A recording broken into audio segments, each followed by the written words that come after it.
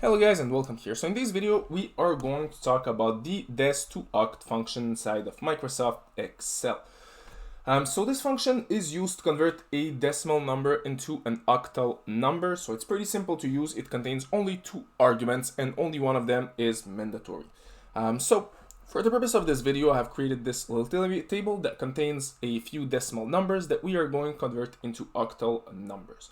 So how exactly this function works, it's pretty simple. We start with an equal sign and then we simply write down DEC2OCT and we can open up our parentheses.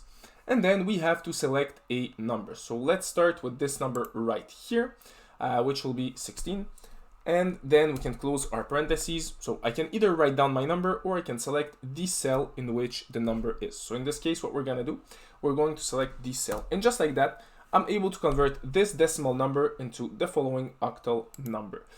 I can do the same thing with the number right here. So if I drag this down, as you can see, it will convert this decimal number into this octal number.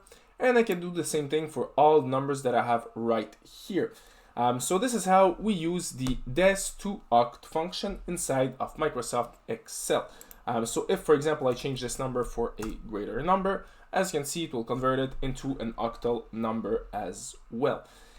So this is how we use the DEC2OCT function inside of Excel. So as always, if you like this video, don't forget to leave a like, to subscribe, and see you in another of my videos.